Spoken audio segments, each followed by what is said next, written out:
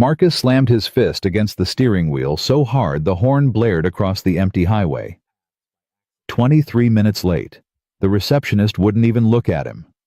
Mr. Harrison doesn't see late candidates. Policy. 3 years of struggling. 47 rejection letters. One last chance gone. All because he stopped to help a woman he'd never see again. His phone rang.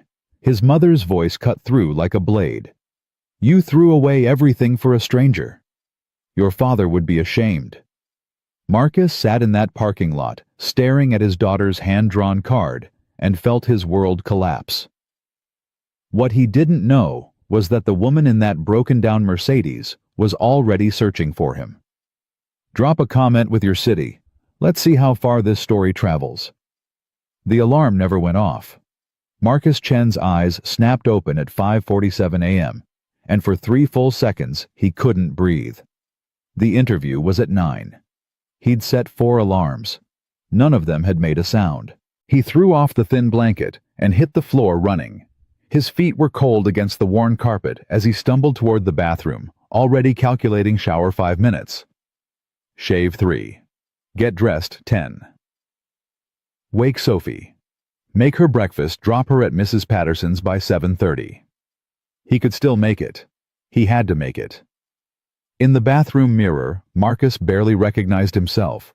The man staring back had shadows under his eyes and a jawline sharper than it used to be. He'd lost 20 pounds in the last 8 months, not from working out, from skipping dinners so his daughter could have seconds. His hands were shaking as he reached for his razor. "Get it together," he whispered. "You get 1 shot, 1.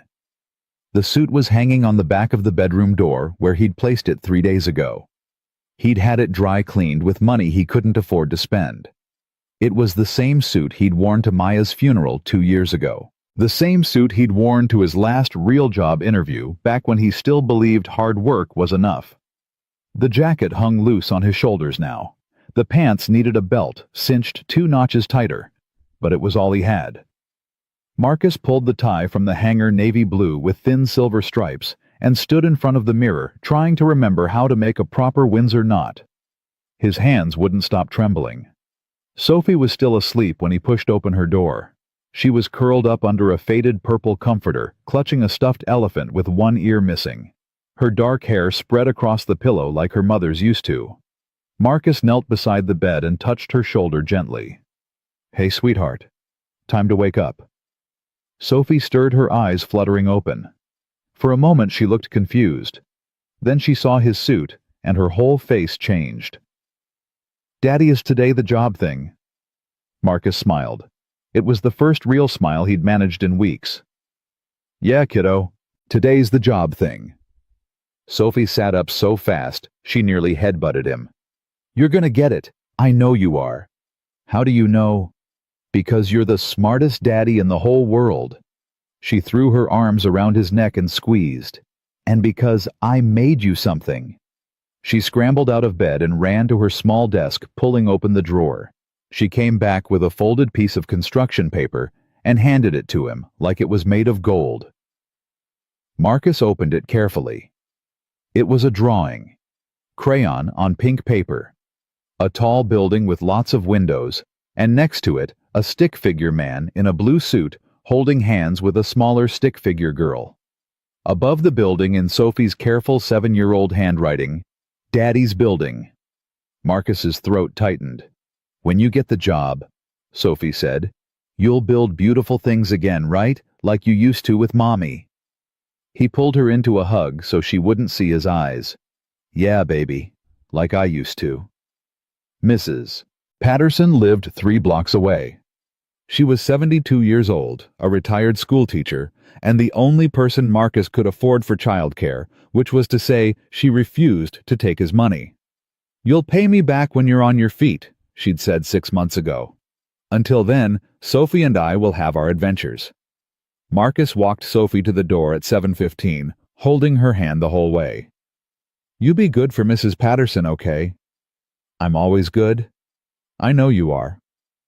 He knelt down to her level. "I might be late picking you up today. The interview might take a while." Sophie nodded seriously.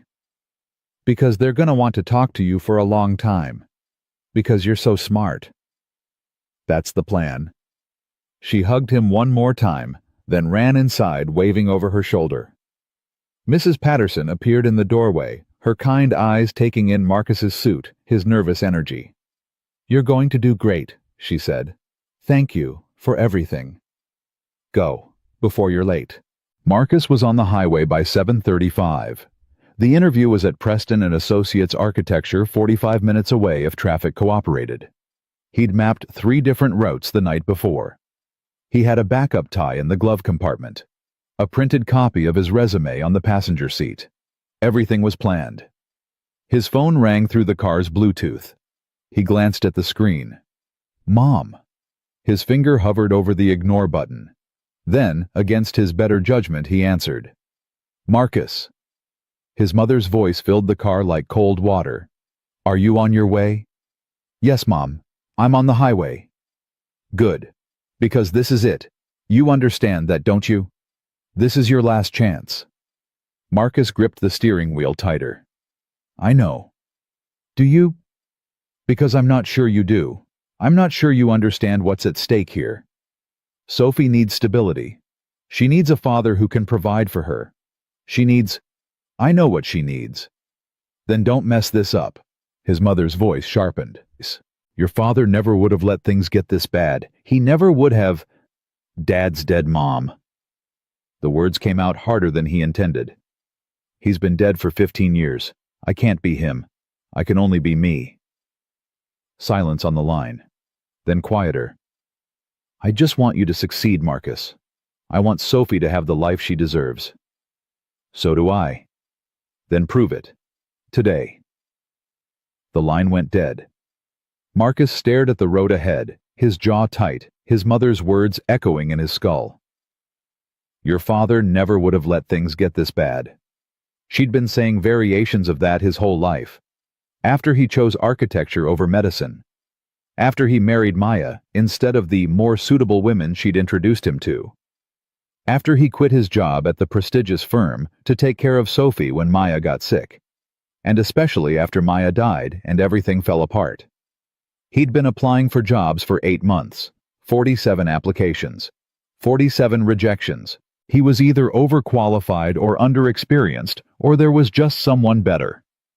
But Preston and Associates had called him back. They'd liked his portfolio. They'd scheduled an interview. This was it. His last chance before the savings ran out completely, before the landlord stopped accepting excuses, before he had to tell Sophie they were moving again, this time to somewhere even smaller, even farther from her school, even farther from the life Maya had wanted for her. He couldn't fail. Not today. At 8:15, the highway turned into a parking lot. Marcus watched the brake lights stretch ahead of him as far as he could see and felt something cold settle in his stomach. No. He turned on the radio, scanning for traffic reports. Major accident on I-95 northbound near exit 47. Expect delays of up to 90 minutes. 90 minutes. The interview was in 45. Marcus's hands were slick on the steering wheel. He checked his mirrors, checked the GPS, checked everything twice. There had to be another way. Exit 44 was half a mile ahead. If he could get there, he could take the back roads through the industrial district. It would add 20 minutes to the drive, but it would be better than sitting here for an hour and a half. He merged right, cutting across 2 lanes, ignoring the honking horns. The exit ramp was clogged, but moving. He inched forward, checking the clock obsessively. 8:23. 8:27. 8:31. Finally, he was off the highway. The industrial road stretched ahead of him, empty and gray, under a sky that was starting to darken. Rain was coming. He could smell it in the air.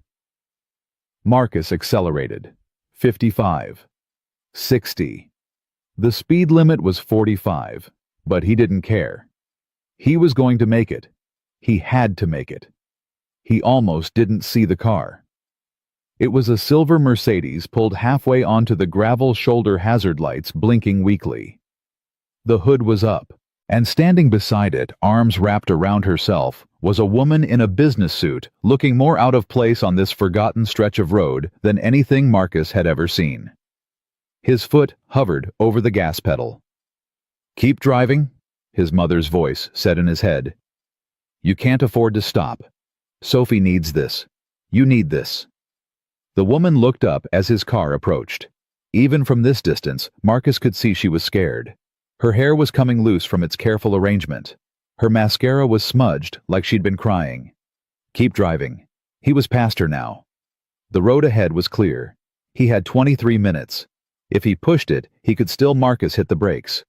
The car skidded slightly on the loose gravel as he pulled over. He sat there for a moment, his heart pounding, knowing he was making a mistake, knowing he was about to throw away everything. Then he got out. The woman turned toward him, startled. For a second she looked like she might run. "Hey," Marcus called, keeping his distance. "Are you okay?" She studied him warily. She was older than he'd first thought, maybe late 40s, with sharp cheekbones and intelligent eyes. The kind of face that belonged in a boardroom, not on the side of a deserted road. "My car died." Her voice was steadier than he expected. "It just stopped. I've been here for almost 30 minutes. No one would stop." "Did you call someone?" "My phone's dead." Marcus glanced at the Mercedes. Expensive, brand new. The kind of car that shouldn't break down on a random Tuesday morning. I'm not some kind of, I can show you my license if you want. I have a daughter. I'm just trying to help." Something in his voice must have convinced her because her shoulders dropped slightly. "Do you know anything about cars?" Marcus walked toward the Mercedes, keeping his movements slow and deliberate. He looked under the hood, his eyes scanning the engine compartment. It took him less than a minute to spot the problem. "Your battery cable came loose. See here," he pointed. "Happens sometimes with new cars. The connections aren't seated properly from the factory. Can you fix it?" Marcus checked his watch. 8:41. He had 19 minutes. The interview location was at least 25 minutes away. If he fixed this, he would be late. If he was late, they wouldn't see him. He knew how these firms worked. He knew the policy. But if he left this woman here alone, with no phone on a road where no one stopped— "Yeah," Marcus said. "I can fix it." He went back to his car and grabbed the small toolkit he kept in the trunk. His hands moved quickly, tightening the cable, checking the connections. The woman stood nearby, watching him with an expression he couldn't read. "You're going to ruin your suit," she said. Marcus looked down at his sleeves already smudged with grease. He almost laughed. "Probably." "Where were you headed before you stopped?" "Job interview." Her face changed. "When?" 9 o'clock. She looked at her watch, then back at him. Her eyes widened. "You should go, right now. I can wait for—" "It's almost done." Marcus gave the cable one final twist. "Try starting it." The woman hesitated, then slid into the driver's seat. She turned the key. The engine roared to life. She stepped back out, and for the first time, she smiled. It transformed her whole face. "Thank you. I don't know what I would have done if you hadn't stopped." "Someone else would have come along." "No." She shook her head. "They wouldn't. I've been standing here for 30 minutes. You're the only one who stopped." Marcus wiped his hands on an old rag from the toolkit. The grease didn't come off completely. He was going to show up to the most important interview of his life with stained hands and a rumpled suit. "Can I pay you something for your trouble?" "No, it's fine." "At least let me give you a ride." "I have my car." Marcus nodded toward his aging Honda. "And I really need to go." The woman reached into her purse and pulled out a business card. "Take this, please, if there's ever anything I can do." But Marcus was already backing away, shaking his head. "I'm glad I could help. Drive safe." He got into his car and pulled onto the road without looking at the card. He tossed it onto the passenger seat next to his resume and pressed the accelerator. 8:54. The GPS said he was 29 minutes away. He wasn't going to make it. Marcus arrived at Preston and Associates at 9:23. He burst through the glass doors out of breath, his tie askew, grease stains visible on his cuffs. The lobby was all marble and chrome, the kind of space designed to make people feel small. The receptionist looked up. Her expression said everything. Name, Marcus Chen. I had an interview at 9, with Mr. Harrison. I know I'm late, but there was an emergency on the highway and Mr. Harrison doesn't see candidates who arrive late. Her voice was flat, rehearsed. It's company policy. Please, if you could just tell him, I'm sorry, sir. There's nothing I can do. Marcus stood there, staring at the polished floors, at the glass walls, at the elevators that led to offices he would never see. He wanted to argue. He wanted to beg. He wanted to explain about Sophie, about the rent, about the woman on the side of the road who needed help. But he knew it wouldn't matter. Is there someone else I could speak with? Anyone? The receptionist's eyes flicked to the security guard by the door, then back to Marcus. Sir, I'm going to have to ask you to leave. He made it to his car before the shaking started.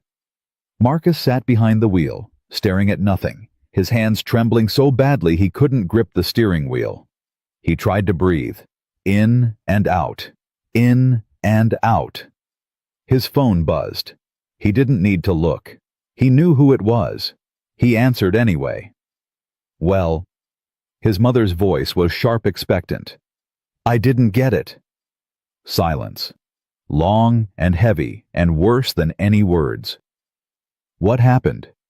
I was late. Late? The word came out like a slap. Marcus, how could you be late? This was the most important day of your life. I know. Then what happened? Marcus closed his eyes. I stopped to help someone. Another silence. This one felt like the air being sucked out of the car. You stopped! His mother's voice dropped low and cold. You stopped to help someone. On the day of your interview. The interview that was supposed to save your family. She was stranded. Alone. Her phone was dead and no one else would... I don't care. The explosion came so fast, Marcus flinched. I don't care if she was the Queen of England. You had one job today, Marcus. One job. And you threw it away for a stranger who probably doesn't even remember your name. Mom. Your father would never have done this. Your father understood priorities. He understood sacrifice. He built a life for this family because he knew what mattered. I know what matters. Do you... His mother's voice cracked. Do you really? Because from where I'm standing, all I see is a man who can't keep a job, can't keep a home, can't provide for his own daughter. And now you tell me you threw away your last chance because you wanted to play hero for some woman on the side of the road. Marcus's grip tightened on the phone. I made a choice. You made a mistake. Again. Just like you always do. The line went dead. Marcus sat in the parking lot of Preston and Associates for a long time. He stared at Sophie's drawing on the passenger seat. Daddy's building. The stick figure family. The crooked windows. He thought about the woman on the side of the road. The way she'd looked at him when the engine started. The relief in her eyes. He'd done the right thing, so why did it feel like he'd just destroyed everything? That night Marcus picked up Sophie from Mrs. Patterson's house and made her dinner. Spaghetti with butter and parmesan. It was all he had left in the kitchen. Did you get the job, Daddy? The question hit him like a punch to the chest. Sophie was looking up at him with those big brown eyes so full of trust, so full of faith. Marcus forced a smile. Not that one, sweetheart. But I'm going to keep trying. Sophie nodded, satisfied. That's okay. You'll get the next one. How do you know? Because you're my daddy. She said it like it was the most obvious thing in the world. And daddies always figure it out. After she was asleep, Marcus sat on the couch in the dark. He pulled the business card from his jacket pocket, the one the woman had given him, the one he'd tossed aside without looking. He turned it over in his hands. Grace Mitchell, founder and CEO. Mitchell Design Group. Marcus stared at the name. Mitchell Design Group. He knew that firm. Everyone in architecture knew that firm. They'd designed the new children's hospital downtown, the sustainable housing development that had won international awards, the museum that had been featured in every design magazine for the past 2 years. Grace Mitchell was one of the most influential architects in the country, and Marcus had just changed her tire on the side of the road. He looked at the card for a long time. Then he put it on the coffee table and stared at the ceiling. It didn't matter who she was. She'd offered to help, but people always said that. They never meant it. Tomorrow, she'd forget his name, forget his face, forget the man who'd ruined his only suit to fix her car. Marcus closed his eyes. Tomorrow, he'd have to find another job. Something. Anything. The rent was due in 2 weeks and he had $347 in his bank account. He couldn't afford to dream anymore. He couldn't afford to hope. The next morning, Marcus was back on the job boards by 5 a.m. He sat at the kitchen table with his laptop open, the screen casting pale light across his face in the darkness. Sophie wouldn't wake up for another 2 hours. He had time. He scrolled through the listings. Senior architect. 5 years minimum experience. Junior designer. Master's degree required. Project manager. Must be willing to relocate. He applied to 7 positions before Sophie's alarm went off. He knew he wouldn't hear back from any of them. "Daddy!" Sophie appeared in the kitchen doorway, rubbing her eyes. "Why are you up so early?" "Just doing some work, sweetheart. Go get dressed. I'll make breakfast." He made her oatmeal with the last of the brown sugar. She ate it without complaint, even though he knew she preferred pancakes. She never complained about anything anymore. Sometimes that worried him more than if she did. "Mrs. Patterson said you looked sad yesterday," Sophie said between bites. Marcus looked up. "What?" "When you picked me up. She said you looked like you needed a hug." "Mrs. Patterson worries too much. I gave you a hug anyway. Did it help?" Marcus reached across the table and squeezed her hand. "It always helps."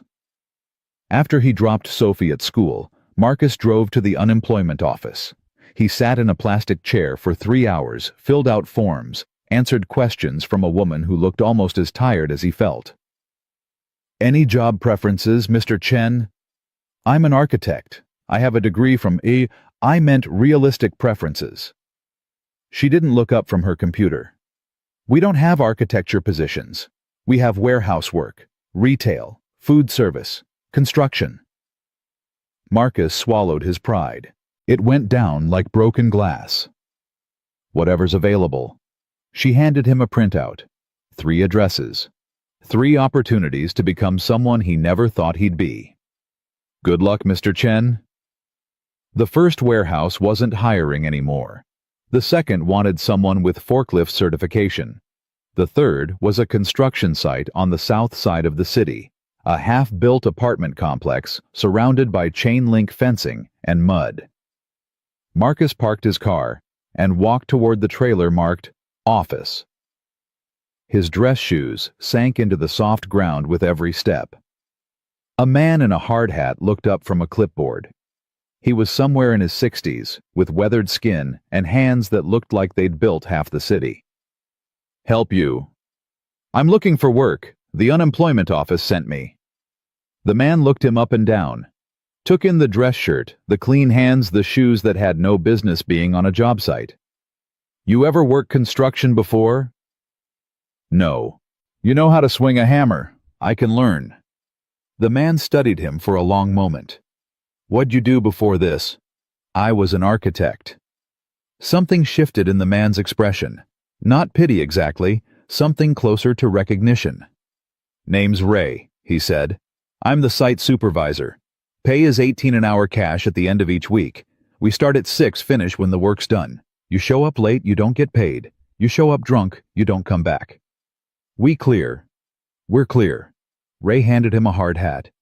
"Be here tomorrow at 5:30. Wear boots if you have them. Those shoes won't last an hour." Marcus didn't have boots. He stopped at a thrift store on the way home and bought a pair for $12. They were scuffed and worn, but they fit. That night he told Sophie he'd gotten a job. The building job. Her face lit up. The one where you get to design things? Marcus hesitated. A different job. Just for now, until the right one comes along. What kind of job? I'm going to help build things. With my hands. Sophie considered this. Like Legos. Yes, sweetheart. Kind of like Legos. She seemed satisfied with that answer. Marcus wished he could be.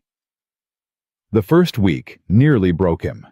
He woke at 4:30 every morning to drop Sophie at Mrs. Patterson's house before the sun came up. The older woman never complained, just opened her door and welcomed Sophie inside with hot chocolate and cartoons. You don't have to do this, Marcus said on the third morning. I can find someone else, someone I can pay. Mrs. Patterson shook her head. That little girl is the brightest part of my day. You'd be doing me a disservice to take her away. I'll pay you back, when things get better. I know you will. She patted his arm. Now go. You'll be late. The construction site was a different world. Marcus hauled cinder blocks until his arms screamed. He mixed concrete until his back seized up. He climbed scaffolding in the August heat and learned to ignore the way his head spun when he looked down. The other workers didn't know what to make of him at first. He was older than most of them, quieter, clearly out of place. But he showed up every day. He did what he was told. He didn't complain. By the end of the first week, his hands were covered in blisters. By the end of the second, the blisters had hardened into calluses. Ray found him during lunch break on Friday, sitting alone by the fence eating a sandwich he'd made from the last of the bread. You're not what I expected, Ray said, lowering himself onto an overturned bucket. Marcus looked up. What did you expect? Figured you'd quit after the first day. Most guys like you do. Guys like me. College guys. White-collar guys. Guys who think they're too good for this kind of work. Marcus took a bite of his sandwich. It was dry, tasteless. I'm not too good for anything. I have a daughter. She needs to eat. Ray nodded slowly. How old? 7. I got 3. All grown now. One's a teacher. One's a nurse. One's one's still figuring it out. He chuckled. They never stop being your kids, though. No matter how old they get. No, they don't. Ray stood up, brushing off his jeans. You're doing good work, Chen. Keep it up. It wasn't much, but it was something. Marcus's mother called on Sunday evening. He was sitting on the couch, every muscle in his body aching, watching Sophie draw at the kitchen table. He almost didn't answer. But he knew if he didn't, she'd just keep calling. Marcus. Hi, Mom. I've been trying to reach you all week. I've been working. Working where? Did you find something in architecture? Marcus closed his eyes. Construction. The silence that followed was worse than anything she could have said. Construction, his mother repeated finally. You have a degree from Cornell. You worked at Morrison & Associates for 6 years. And now you're doing construction. It pays the bills. Barely, I'm sure. It's honest work, Mom. Your father. Don't. The word came out sharper than Marcus intended. Don't tell me what Dad would have done. Dad isn't here. I am. And I'm doing the best I can. Your best isn't good enough. His mother's voice cracked. It hasn't been good enough since Maya died. You fell apart, Marcus. You gave up. And now look at you. Look at what you've become. I'm still Sophie's father. That hasn't changed. For how long? How long before you can't make rent? How long before she ends up in foster care because you couldn't hold your life together? The words hit Marcus like a physical blow. He gripped the phone so hard, his knuckles went white. That's not going to happen. You don't know that. You can't promise that. I would die before I let that happen. Then start acting like it. His mother's voice hardened. Stop making excuses. Stop helping strangers on the side of the road when your own family is falling apart. Start being the man your daughter needs you to be. The line went dead. Marcus sat in the silence, his mother's words echoing in his head. He looked at Sophie still drawing at the table, humming softly to herself. She had no idea how close they were to losing everything. He would do better. He had to do better. The weeks blurred together. Marcus worked construction 6 days a week, sometimes 7. He took every overtime shift Ray offered. He learned to frame walls and lay concrete and wire electrical outlets. His body adapted. His mind did not. Every night he came home exhausted, covered in dust and sweat, and found Sophie waiting for him. She'd tell him about her day at school, show him her drawings, ask him questions he was too tired to answer properly. "Daddy, when are you going to build your own building again?" "Soon, sweetheart." "When?" "I don't know. Soon." She stopped asking after a while. The bills kept coming. Electric, water, the credit card he'd used to pay for Sophie's school supplies, the medical bills from Maya's final months that he was still paying off one agonizing installment at a time. The landlord called on a Tuesday afternoon. Marcus was on his lunch break eating leftover rice from a plastic container.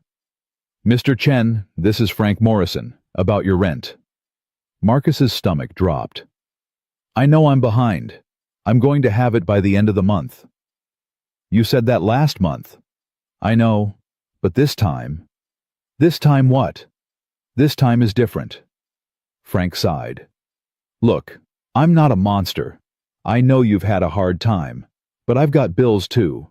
If you can't pay by the 1st, I'm going to have to start eviction proceedings." Marcus leaned against the chain-link fence, his legs suddenly weak. "How much do I owe?" 2 months, plus late fees. Comes to $3,800. $3,800. He'd make maybe $2,000 this month if he worked every available shift. It wasn't enough. It was nowhere near enough. "Can I have until the 15th? A long pause. "The 15th. Not a day later, and I'm going to need at least half up front." "Thank you. Thank you, I'll figure it out." He hung up and stared at his phone. Half of $3,800 was $1,900. He had $400 in his bank account. He needed $1,500 in 2 weeks. Marcus went back to work. He hauled materials. He climbed scaffolding. He didn't say a word to anyone for the rest of the day. That night, after Sophie was asleep, he sat down with his laptop and started selling. Maya's jewelry went first. The necklace he'd given her for their 5th anniversary. The earrings from their honeymoon. The engagement ring he'd been saving for Sophie. He posted them on 3 different websites and sold them all within 48 hours. It brought in $800. Then the furniture. The leather chair Maya had loved. The antique lamp from her grandmother. The kitchen table they'd bought together when they moved into their first apartment. Sophie noticed. "Daddy, where's the chair?" "I sold it." "Why?" "Because we needed the money, sweetheart." She looked at him with those big, serious eyes. "Are we poor?" Marcus's heart cracked. "No, baby. We're going through a hard time right now. But it won't last forever. I promise." "Mommy liked that chair." "I know." Sophie didn't say anything else. She just walked to her room and closed the door. Marcus stood in the empty living room surrounded by the spaces where their life used to be, and felt like the worst father in the world. By the 1st of the month, he had $2,200. He gave it all to Frank Morrison and promised the rest within 2 weeks. 2 weeks, Chen. That's all I can give you." "I understand." Marcus went back to work. He picked up shifts at a warehouse on his days off, loading trucks from midnight to 6 a.m., then heading straight to the construction site. He slept 4 hours a night, sometimes 3. His body started to give out. He was up on the scaffolding on a Wednesday afternoon when the dizziness hit. One moment he was fine, the next the world was spinning, and his hands couldn't grip the railing. "Chen." Ray's voice came from somewhere far away. "Chen, you okay?" Marcus managed to climb down before his legs gave out. He sat on a stack of lumber, his head between his knees trying to breathe. Ray crouched in front of him. "When's the last time you ate?" Marcus tried to remember. "Yesterday, the day before." "I don't know." "Go home." "I can't. I need the hours." "You're no good to me dead." Ray's voice was gruff, but not unkind. "Go home, Chen. Get some rest. Eat something. Come back tomorrow." Marcus wanted to argue. He wanted to explain about the rent, about Sophie, about everything that was riding on every hour he worked. But he couldn't form the words. He went home. Sophie was at school. The apartment was empty. Marcus sat on the floor, they didn't have a couch anymore, and stared at the wall. His phone buzzed. A text from his mother. "Haven't heard from you. Call me." He didn't call. Instead, he pulled out the business card he'd kept in his wallet for 3 weeks. The one he'd been too proud to use. The one he'd told himself meant nothing. Grace Mitchell, founder and CEO, Mitchell Design Group. He stared at the card for a long time. Then he put it away and went to sleep. The next morning, Ray called him into the office. "Got some news," Ray said. "We're moving to a new site next week. Big project downtown. Corporate building. Lots of money, lots of pressure. I need my best guys." "I'll be there." "I know you will." Ray handed him a piece of paper. "This is the address. We start Monday." Marcus looked at the paper. The address was in the financial district, surrounded by glass towers and expensive restaurants. A different world from the apartment complex they'd been building. "What's the project?" 20-story office building. Some tech company headquarters." Ray shrugged. "Don't know the details. Don't care. All I know is they're paying top dollar and they want it done fast." "I'll be there," Marcus said again. He worked the rest of the week like a man possessed. Every shift, every hour, every minute. The second payment to Frank Morrison was due in 5 days, and he was still $800 short. On Friday night, Marcus counted his cash 3 times. $1,812. He needed $1,900. He was $88 short. He called the landlord. "Frank, I have $1,800. I just need a few more days." "Chen, I stuck my neck out for you. I gave you extra time. If you can't pay, I can't help you anymore. Please. I have a 7-year-old daughter. If we get evicted..." "I'm sorry. I really am. But business is business." The line went dead. Marcus sat on the floor of his empty apartment and did something he hadn't done since Maya's funeral. He cried. The next morning, Mrs. Patterson knocked on his door. She took one look at his face and walked inside without asking. She sat down on the floor next to him. There were no chairs left, and took his hands in hers. "Tell me." Marcus told her everything. The interview, the rent, the money, the eviction notice, everything. When he finished, Mrs. Patterson was quiet for a long moment. Then she reached into her purse and pulled out an envelope. "This is for you." Marcus opened it. Inside was a stack of bills. He counted them. $900. "I can't take this." "You can, and you will." "Mrs. Patterson." "That little girl is the closest thing I have to a grandchild." Her voice was firm. "If you think I'm going to let her lose her home because of $88, you don't know me at all." Marcus's throat tightened. "I'll pay you back." "I know you will. When you're ready, not before." He paid Frank Morrison that afternoon, every penny he owed. "We're square, Chen. But next month..." "I know. I'll have it." He had no idea how. But he'd figure it out. He always figured it out.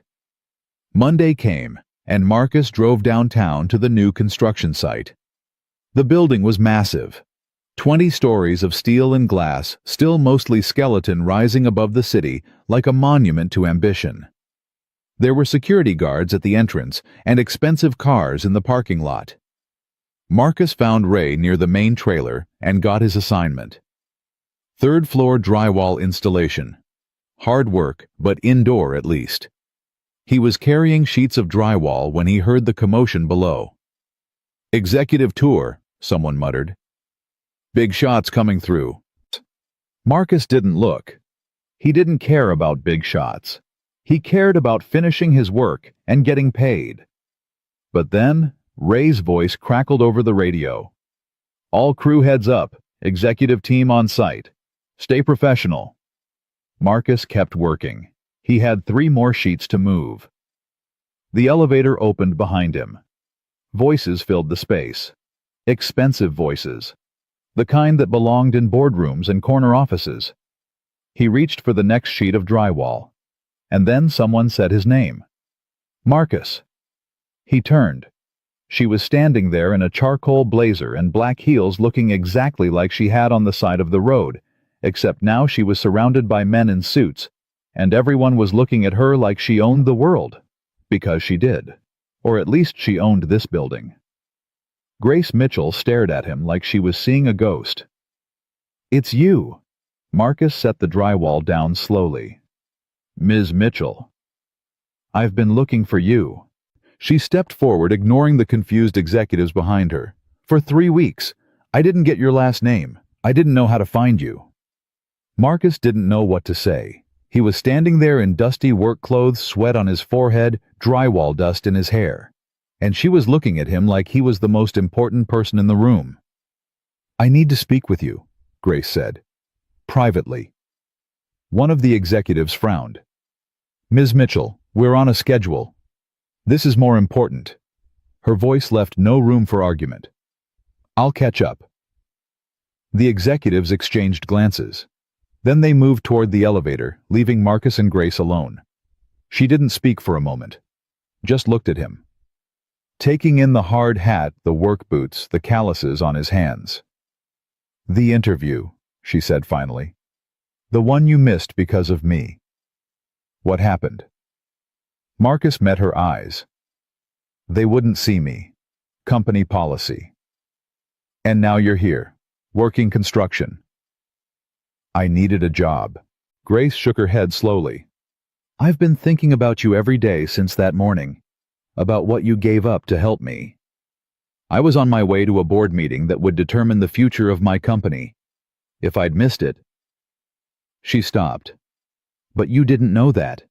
You didn't know anything about me. You just saw someone who needed help and you stopped."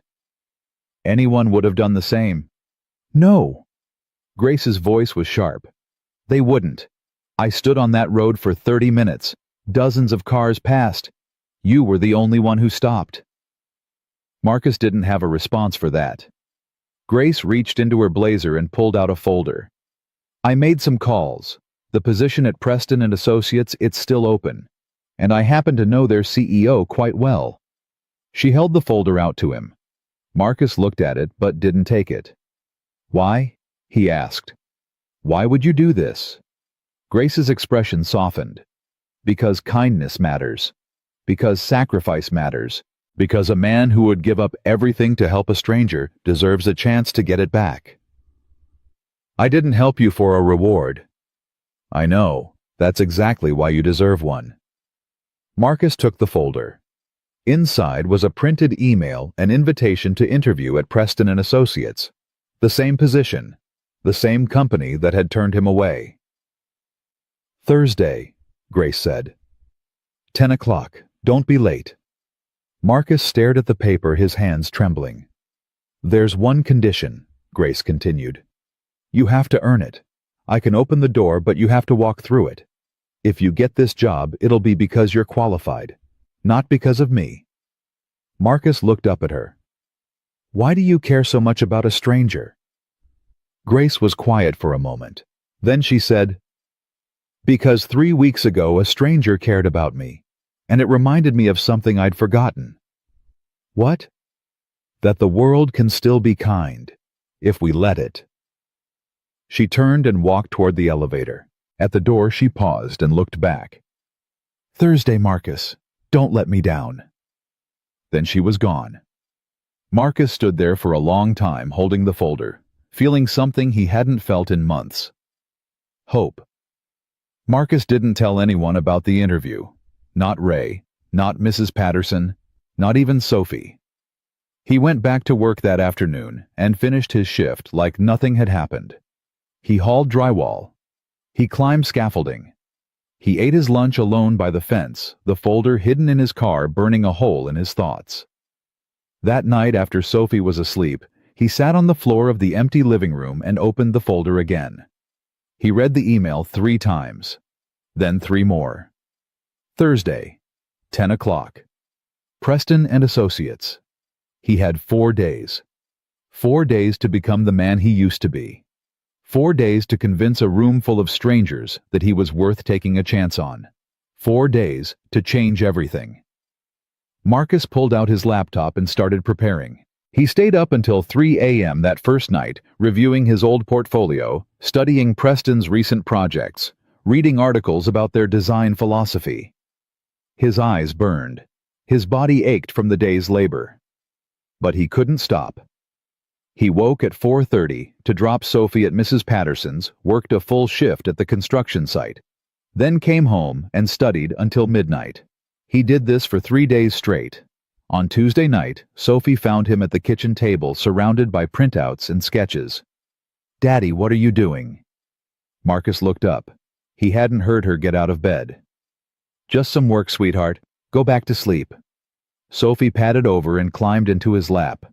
She looked at the papers spread across the table. "Are these buildings?" "Yeah, they're buildings." "Did you draw them?" "Some of them. A long time ago." Sophie picked up one of the sketches. It was a community center Marcus had designed in his second year at Morrison & Associates. Clean lines, open spaces, a playground visible through floor-to-ceiling windows.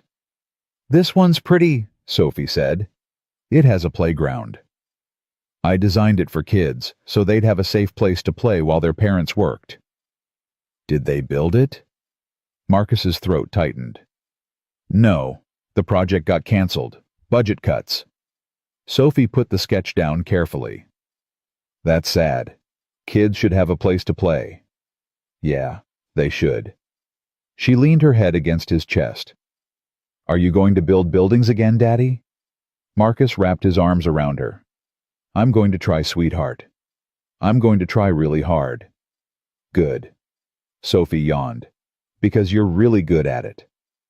He carried her back to bed and tucked her in. She was asleep before he reached the door. Marcus went back to the kitchen table and looked at his old designs. The community center, the affordable housing complex, the children's library he'd proposed but never got to build. He'd had so many dreams once, before Maya got sick. Yeah. Before everything fell apart. Before he learned that dreams didn't pay the rent.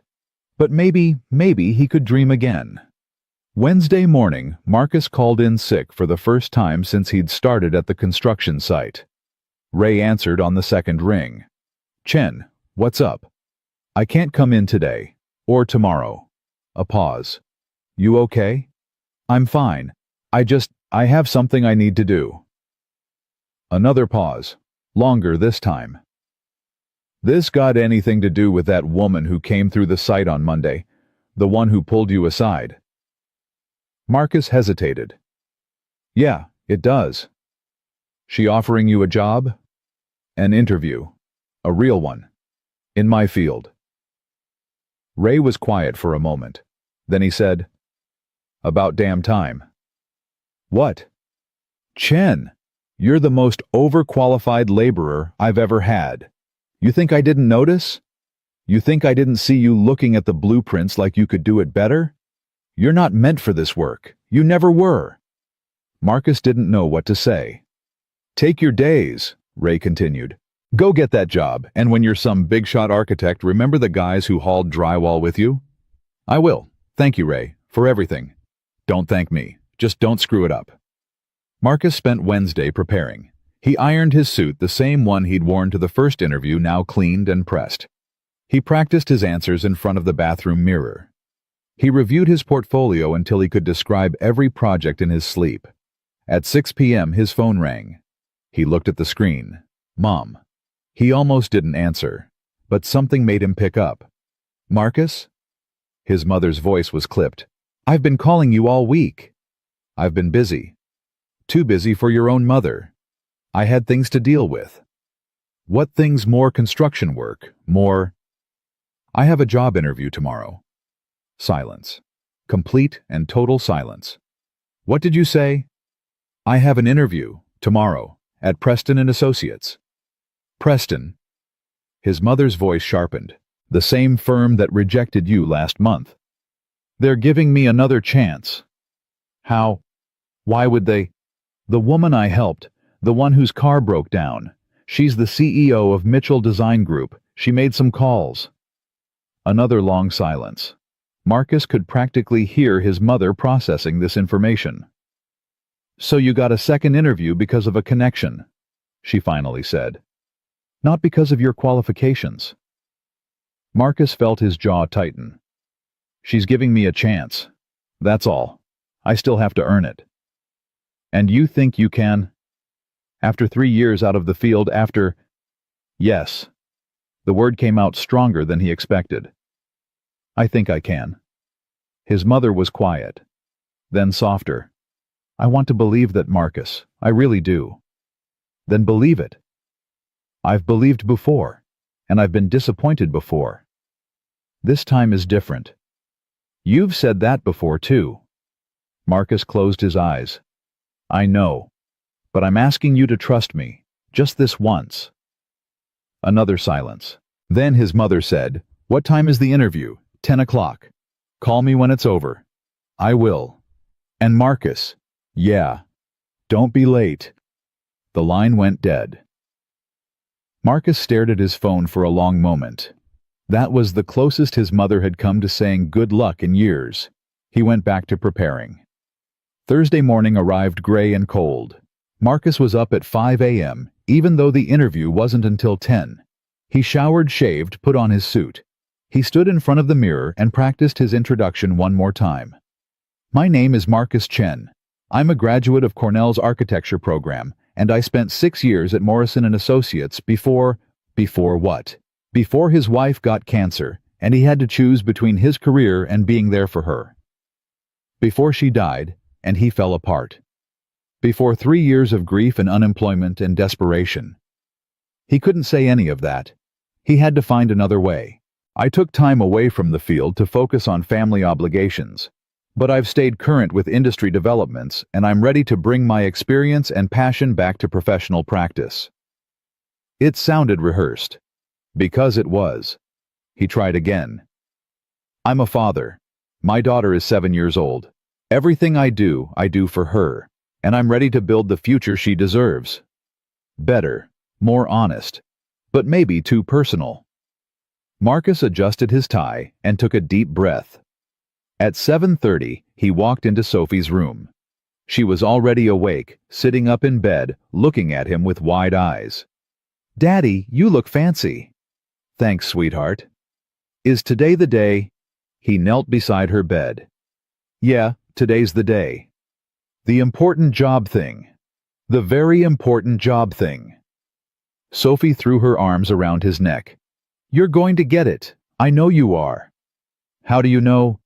Because you're my daddy. And daddies always win. Marcus held her tight, breathing in the smell of her shampoo, feeling her small heart beating against his chest. I love you, Sophie. I love you too, Daddy. Now go win. He dropped her at Mrs. Patterson's and headed downtown. Traffic was light. The roads were clear. Everything was going smoothly. Too smoothly. Marcus kept waiting for something to go wrong. A flat tire. An accident. Another stranded motorist who needed help. But nothing happened. The highway stretched ahead of him, empty and open. He arrived at Preston & Associates at 9:15, 45 minutes early. He parked in the same lot he'd parked in a month ago. He walked through the same glass doors. He approached the same marble reception desk. The receptionist looked up, the same woman who'd turned him away before. Can I help you? Marcus Chen. I have an interview at 10 o'clock, with Mr. Harrison. She checked her computer. Her eyebrows rose slightly. Yes, Mr. Chen. You're on the schedule. Please have a seat. Someone will be with you shortly. Marcus sat in the same leather chair he'd sat in a month ago, but everything felt different now. He wasn't desperate, he wasn't panicked, he was ready. At 9:55, a young woman appeared. "Mr. Chen, Mr. Harrison will see you now." Marcus stood. His legs were steady. His hands weren't shaking. He followed her down a long hallway lined with framed photographs, buildings, awards, smiling executives shaking hands. The history of a company that had been shaping skylines for 40 years. The woman stopped at a corner office. "Good luck," she said, and walked away. Marcus knocked. "Come in." He opened the door. Robert Harrison was sitting behind a massive oak desk reading something on his computer. He was older than Marcus expected, maybe late 60s, with silver hair and sharp eyes that seemed to take in everything at once. "Mr. Chen?" Harrison stood and extended his hand. "Please sit down." Marcus shook his hand and took the seat across from him. Harrison studied him for a moment. "I'm going to be direct with you, Mr. Chen. We don't usually give second chances.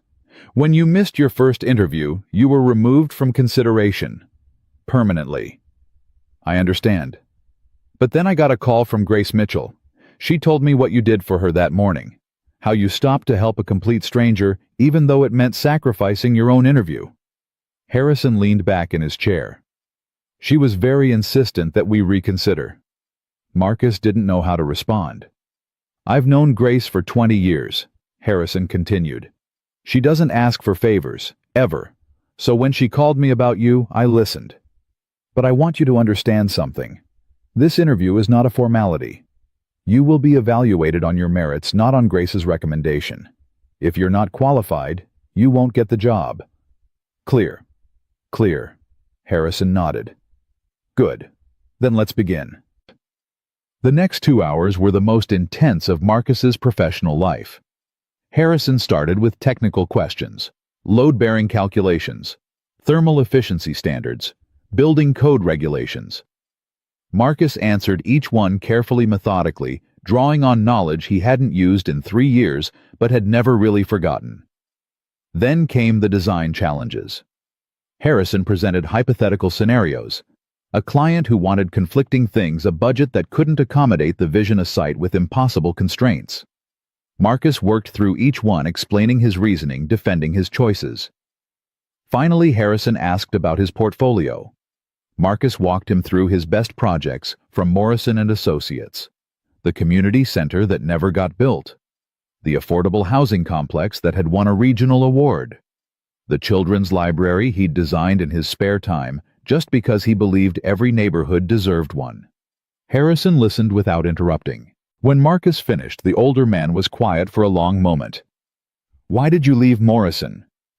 Marcus had been waiting for this question, dreading it. "My wife got sick, cancer. I took a leave of absence to care for her. And after she died, my daughter was 5. I couldn't—" Marcus paused, choosing his words carefully. "I couldn't be the father she needed and the architect I wanted to be, not at the same time. So I chose her." Harrison nodded slowly. "And now she's 7. She's stronger, and so am I." Marcus met Harrison's eyes. "I'm not the same man I was 3 years ago. I've lost things. I've learned things. But I've never stopped being an architect. Not in here." He touched his chest. "I'm ready to build again, if you'll give me the chance." Harrison studied him for a long moment. Then he stood and walked to the window. "I built this company from nothing," he set his back to Marcus. 40 years ago, I was a young man with a drafting table and a dream. No connections, no money. Just a belief that I could create something meaningful." He turned around. "Do you know what the most important quality in an architect is, Mr. Chen?" Marcus shook his head. "It's not talent. It's not education. It's not even experience." Harrison walked back to his desk. "It's integrity. The willingness to do the right thing, even when it costs you. The courage to put others before yourself." He sat down. "Grace told me you helped her, even though it meant losing everything. That's the kind of man I want working for me." Marcus felt something shift in his chest. "But I need to know one thing. Harrison continued. If you were in that same situation again, late for an interview, everything on the line, a stranger who needed help, what would you do? Marcus didn't hesitate. I'd stop. Every time. Harrison smiled. It was the first time he'd smiled since the interview began. That's the right answer. He stood and extended his hand again. We'll be in touch, Mr. Chen. Thank you for your time. Marcus shook his hand. Thank you for the opportunity.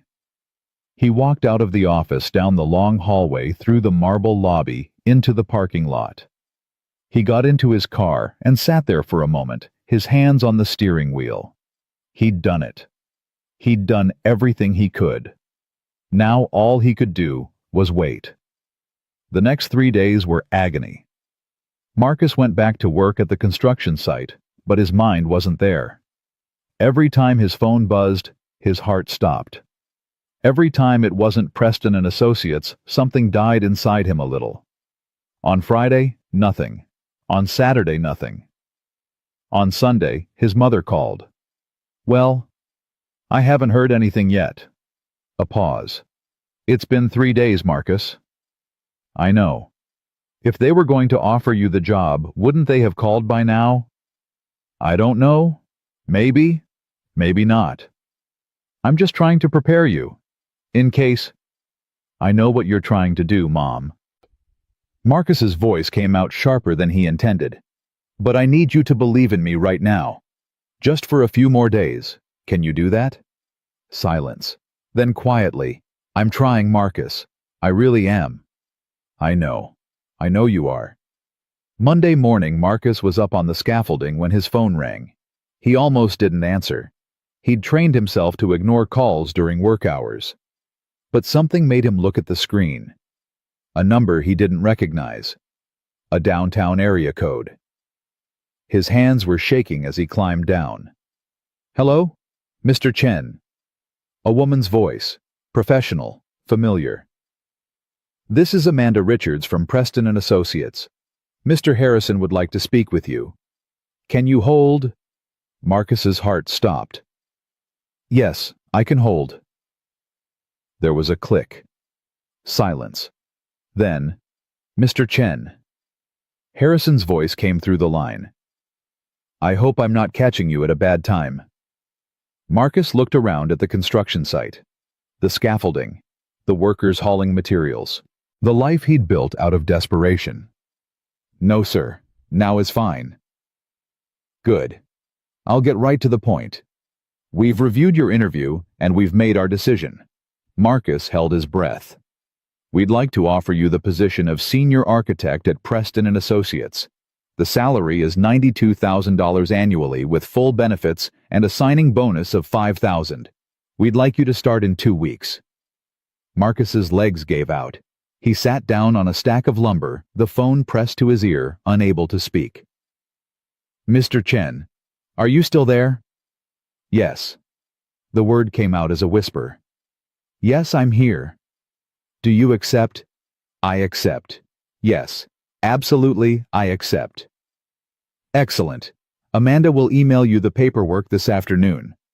We look forward to working with you, Mr. Chen. Thank you. Thank you so much. Don't thank me. You earned this. A pause. And Mr. Chen? Yes. Grace was right about you. The line went dead. Marcus sat there on the stack of lumber surrounded by the noise of the construction site and felt something break open inside him. He'd done it. After 3 years of struggle, 3 years of failure, 3 years of being told he wasn't good enough, he'd done it. Ray found him 10 minutes later, still sitting there staring at nothing. Chen, what's wrong? Marcus looked up at him. I got the job. Ray's face transformed. No kidding. No kidding. Ray let out a whoop that echoed across the site. Several workers looked over confused. I knew it. Ray clapped him on the shoulder. I knew you'd get it. When do you start? 2 weeks. Then we better give you one hell of a send-off. Ray grinned. Come on. Let's finish out the day, and then we're going to celebrate. Marcus stood up, his legs still unsteady. I need to call someone first. Take your time. Marcus walked to the edge of the site away from the noise. He dialed his mother's number. She answered on the first ring. Marcus. I got the job. Silence. Complete and total silence. Mom, did you hear me? I heard you. Her voice was strange, thick. You got the job. Senior architect, $92,000 a year, full benefits. Another silence. Then a sound Marcus hadn't heard in years. His mother was crying. Mom, I'm sorry. Her voice broke. I'm so sorry, Marcus. For everything I said. For every time I made you feel like you weren't enough. I was so scared. So scared you'd give up, that Sophie would suffer, that... It's okay, Mom. It's not okay. I should have believed in you. I should have trusted you. Instead, She couldn't finish. You pushed me because you loved me. I know that. I've always known that. Your father would be so proud of you. The words came out in a rush. He always said you had something special. He always said you'd do great things. And I was too afraid to see it. You see it now. That's what matters. His mother was quiet for a moment, then softer. I'm proud of you, Marcus. I should have said that more. I should have said it every day. You can start now. She laughed. It was a wet, broken sound, but it was a laugh. Can I come see you, you and Sophie? I want to be there, when you start your new life. Yeah, Mom. I'd like that. I love you, Marcus. I love you too, Mom. He hung up and stood there for a moment, looking out at the city skyline. Somewhere out there in one of those glass towers, his future was waiting. He just had to go claim it. That evening, Marcus picked Sophie up from Mrs. Patterson's early. You're here. Sophie ran toward him and launched herself into his arms. Why are you early? Did something happen? Marcus caught her and swung her around. Something happened. Bad something or good something? The best something. He set her down and knelt to her level. I got the job, Sophie. The building job. The one where I get to design things. Sophie's eyes went wide. The real one? The one you were hoping for? The real one. She screamed so loud, Mrs. Patterson came running from the kitchen. What's wrong? Is everyone? Daddy got the job? Sophie was jumping up and down, pulling on Marcus's hands. He got the job. He's going to build buildings again. Mrs. Patterson's face transformed. She walked over and put her hands on Marcus's shoulders. I knew you would. I never doubted it for a second. Thank you. Marcus's voice caught. For everything. For watching Sophie. For believing in me. For the money. Don't. Mrs. Patterson shook her head. That's what family is for. You're not. I am. Her eyes were fierce. You and Sophie are my family. Don't you ever forget that. Marcus hugged her. She felt small and fragile in his arms, but her grip was strong. Now go, she said, pulling back. Go celebrate. Take that little girl and do something special. You've earned it. Marcus took Sophie to her favorite pizza place. They ordered a large pepperoni with extra cheese, and Sophie talked non-stop about all the buildings Daddy was going to design. Can you design a castle with a moat? Probably not a castle, but maybe something just as cool. Can you design a house for us? A big one with a yard and a room just for my toys? Marcus smiled. I think I can do that. Eventually. And a room for Grandma so she can visit. Yeah, sweetheart. A room for Grandma too. Sophie nodded, satisfied. Then she got very serious. Daddy. Yeah. I'm really proud of you. Marcus felt his throat tighten. Thanks, kiddo. Mommy would be proud too. I know she would. He reached across the table and took her hand. I think you're right. She's watching us, you know. From heaven. She sees everything. You think so? I know so. Sophie squeezed his hand. And she's happy. Because we're going to be okay now. Marcus looked at his daughter, this small, fierce, beautiful girl, who had inherited her mother's eyes and her mother's heart and knew she was right. They were going to be okay. They were going to be more than okay. 2 weeks later, Marcus walked into Preston & Associates as a senior architect. The lobby felt different this time. The marble floors didn't seem so intimidating. The glass walls didn't feel like barriers.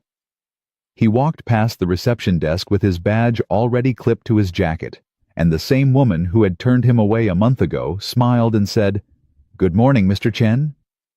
"Good morning." He took the elevator to the 4th floor and found his cubicle. It wasn't a corner office, he hadn't expected one, but it had a window. A small window that looked out over the city, over the streets he'd driven through in desperation, over the construction sites where he'd hauled drywall just 2 weeks ago. A stack of project files sat on his desk. His computer was already logged in, his email already set up. Someone had left a coffee mug on the corner with "Welcome to the team" printed on the side. Marcus sat down and opened the first file. He was home. The first week was overwhelming in the best possible way. Marcus hadn't realized how much he'd missed this, the rhythm of design work, the challenge of balancing aesthetics with function, the satisfaction of solving problems that actually mattered. He stayed late every night not because he had to, but because he couldn't make himself leave. His team was small, but talented. 3 junior architects, a project manager named David, who had been with Preston for 15 years, and Marcus. They were working on a mixed-use development on the east side of the city, residential units on the upper floors, retail space below, a community garden on the roof. "You're the new guy?" David had asked on the first day. "The one Grace Mitchell called about?" Marcus tensed. "Yeah, that's me." "Relax, I'm not going to give you a hard time." David grinned. "Anyone Grace vouches for is okay in my book. That woman doesn't make mistakes about people." "You know her. Everyone knows her. She's a legend in this industry. Started Mitchell Design Group in her garage 20 years ago. Now she's got offices in 5 cities and more awards than she can fit on her walls." David shook his head. "But what I respect most about her is how she treats people. Never forgets where she came from.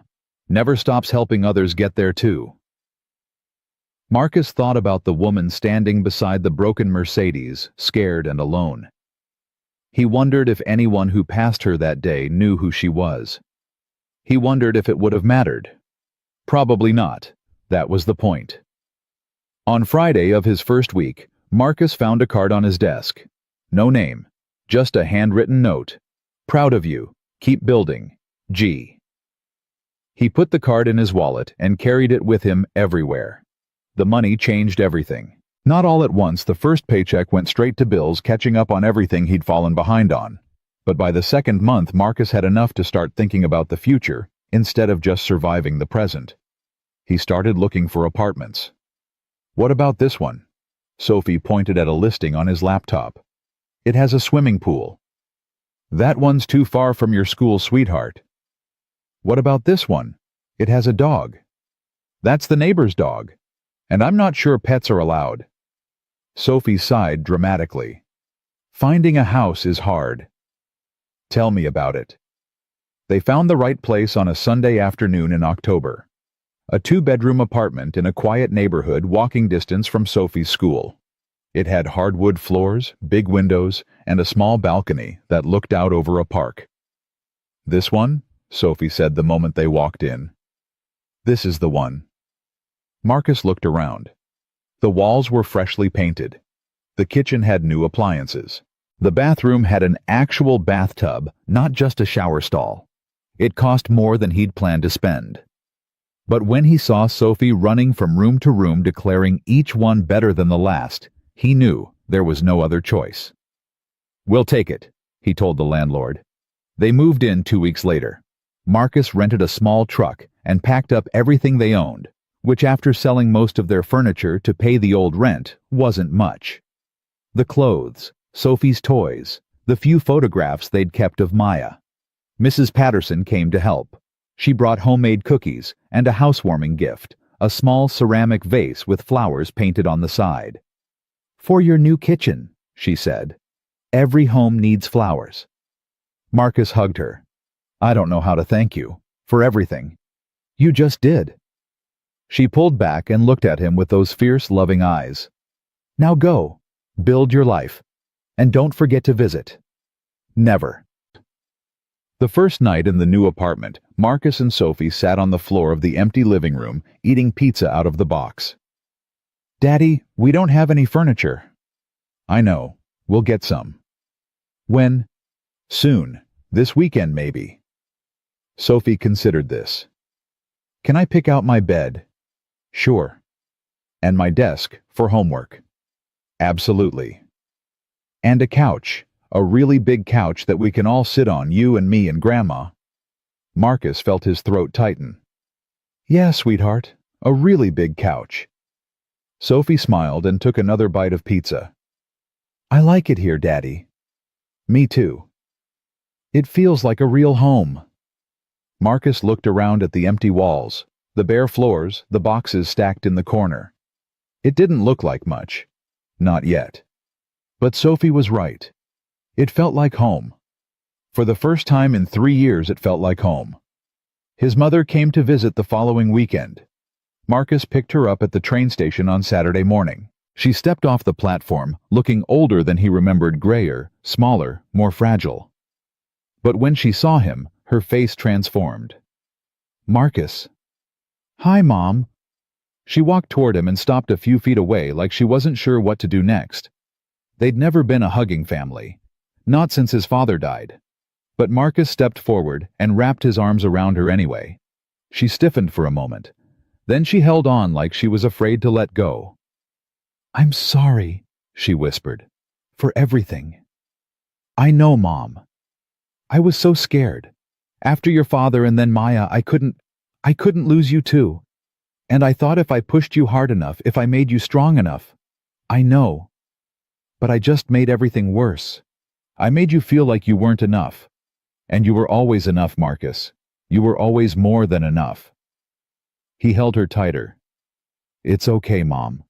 It's okay now." Sophie was waiting at the apartment when they arrived. She'd insisted on wearing her best dress, a purple one with flowers that Maya had bought her 2 years ago, and she'd tried to brush her own hair with mixed results. "Grandma?" She ran toward Eleanor the moment she walked through the door. "You're here. You're really here." Eleanor knelt down and caught her. "Of course I'm here. I wouldn't miss this for anything." "Do you want to see my room?" "I have my own room now. And there's a window that looks at the park.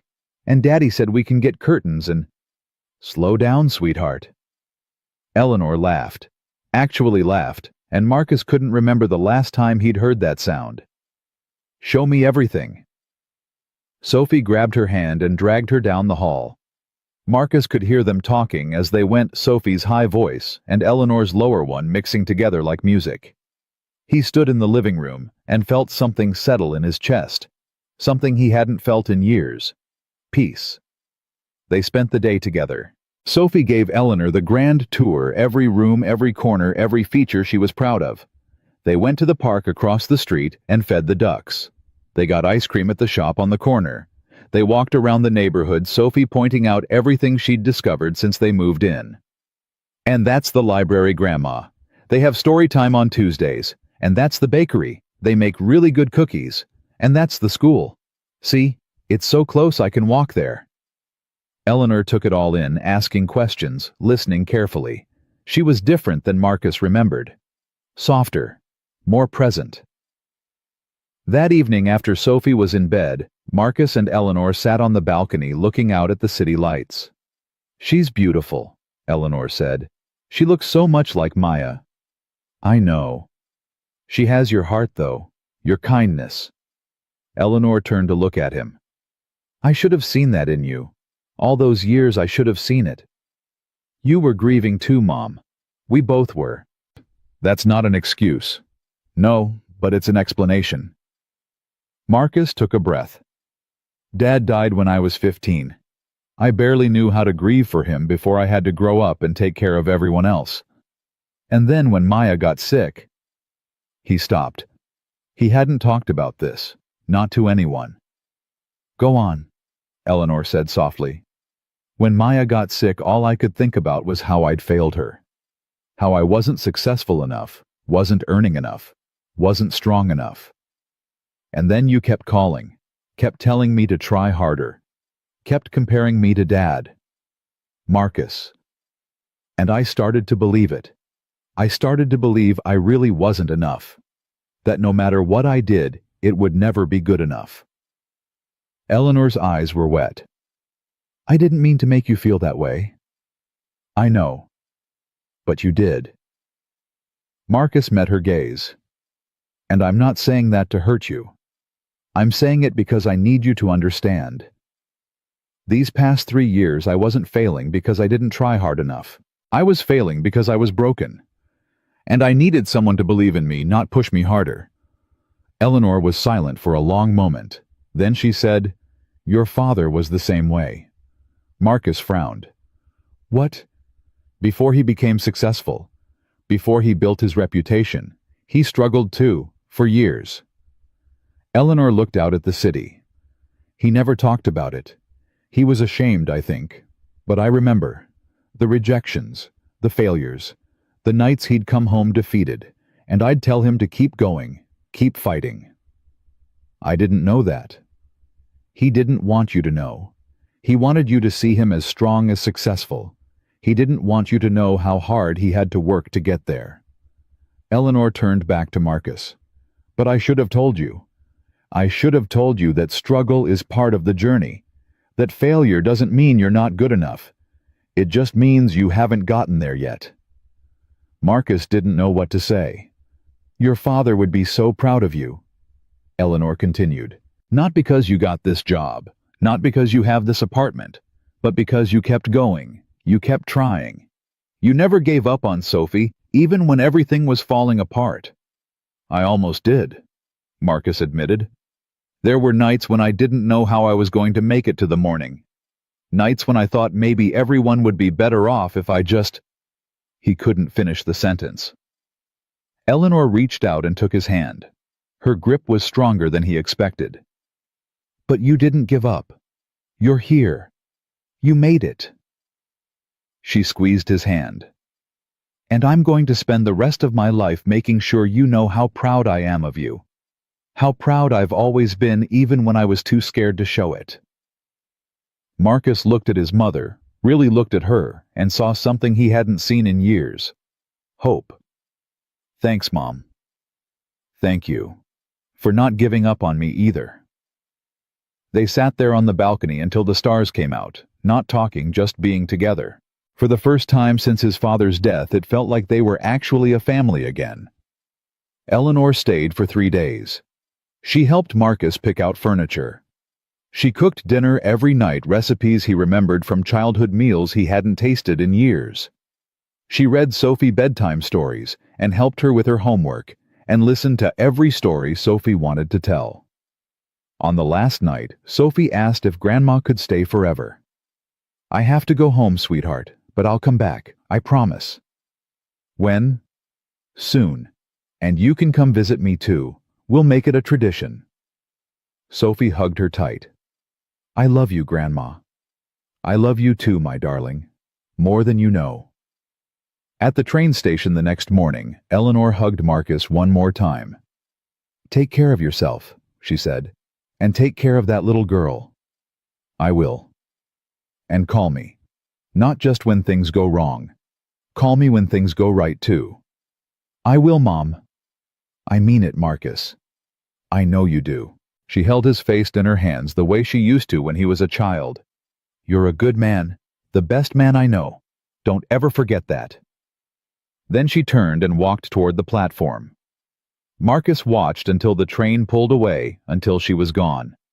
He stood there for a long moment, feeling something he hadn't expected to feel. Whole. The months that followed were the best of Marcus's life since Maya. He threw himself into his work at Preston. The mixed-use development was coming along beautifully. They'd broken ground in November, and by January, the steel skeleton was rising toward the sky. Marcus spent hours on site working with contractors, solving problems, making sure every detail matched his vision. "You've got a gift," David told him one afternoon. "The way you see things. The way you make everyone else see them too.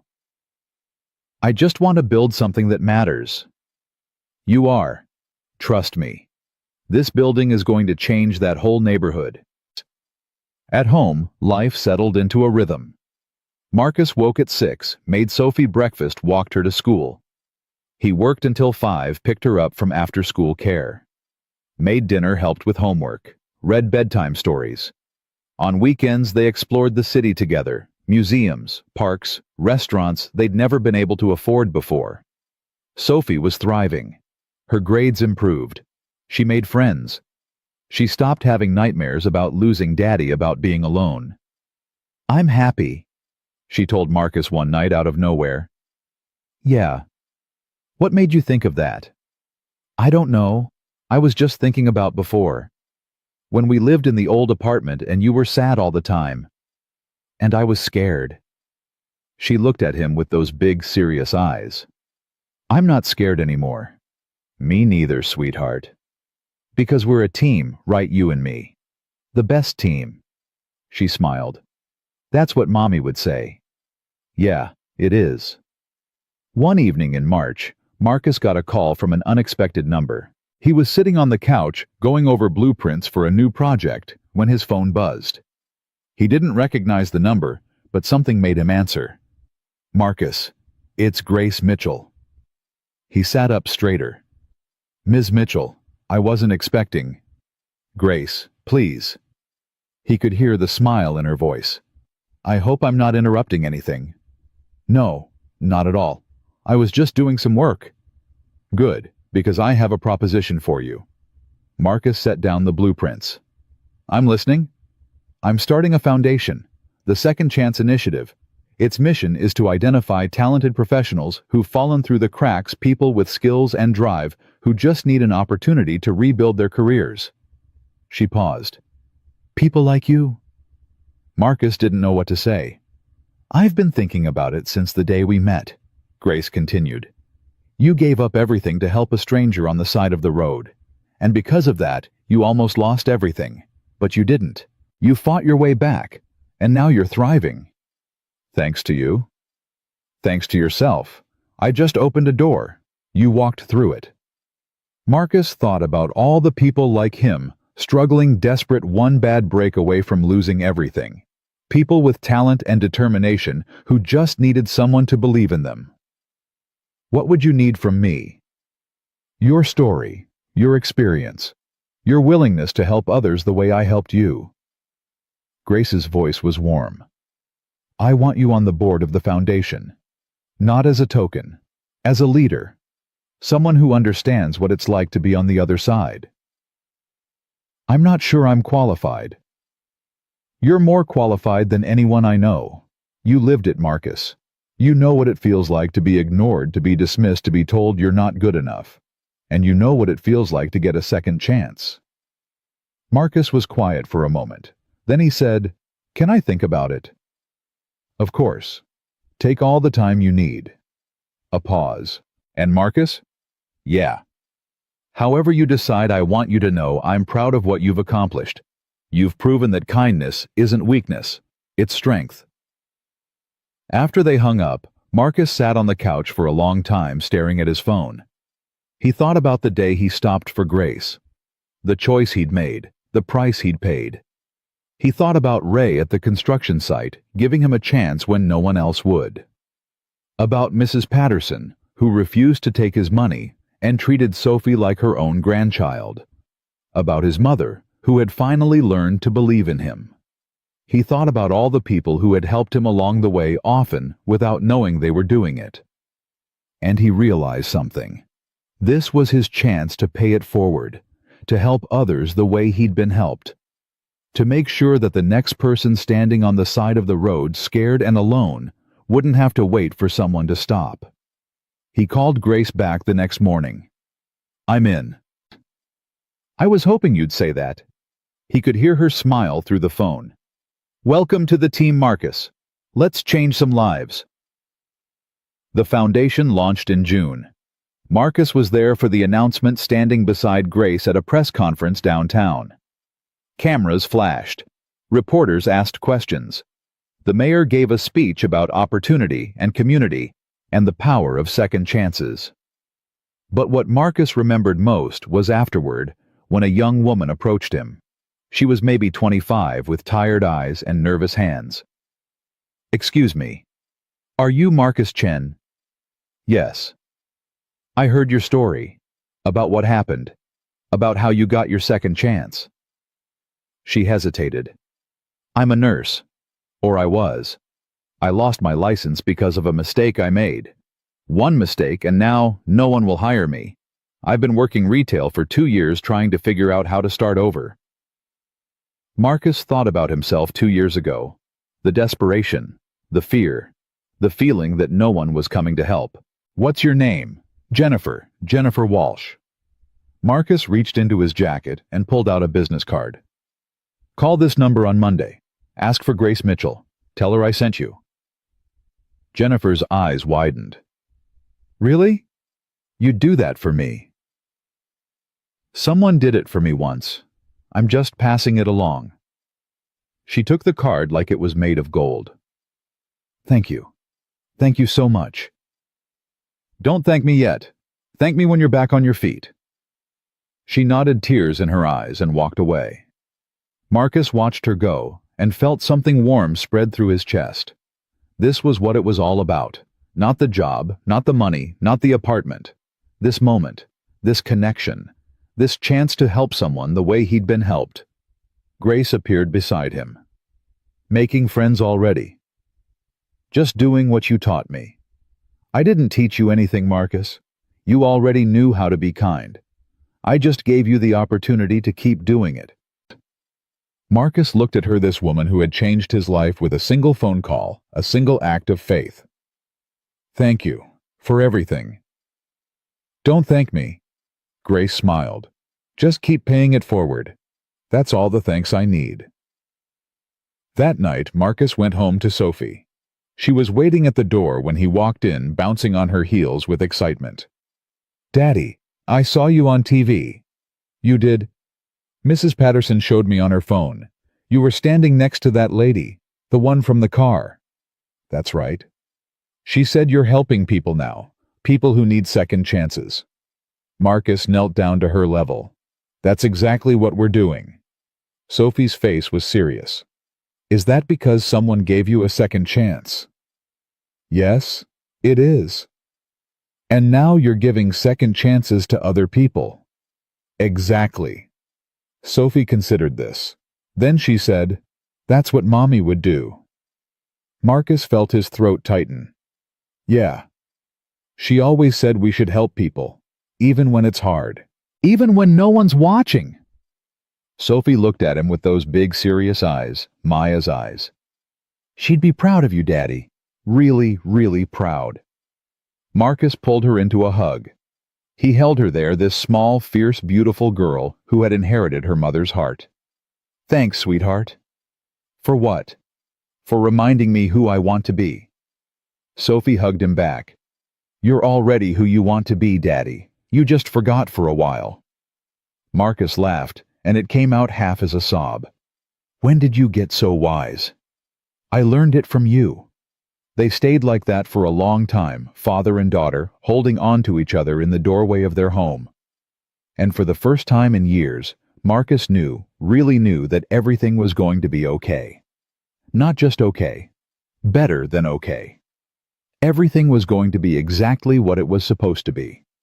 1 year later, Marcus stood in front of a building that hadn't existed 12 months ago. The community center rose 3 stories tall, all glass and warm wood and clean modern lines. Its front entrance faced a neighborhood that had been forgotten by the rest of the city for decades. Crumbling sidewalks, boarded-up storefronts, families struggling to get by.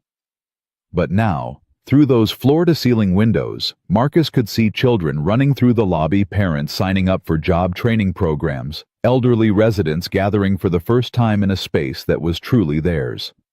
He'd designed every inch of it. "You're going to wear a hole in the sidewalk if you keep pacing like that." Marcus turned. Grace was walking toward him, a coffee cup in each hand. She offered one to him. Nervous? Terrified? "Good," she smiled. "That means it matters." The dedication ceremony was scheduled to start in an hour. The mayor was coming. The press was coming. The whole neighborhood was coming. And Marcus was supposed to give a speech. He'd written it a dozen times, thrown it away a dozen more. Nothing felt right. Nothing captured what this building meant to him, what it represented. "You know what to say," Grace said, as if reading his thoughts.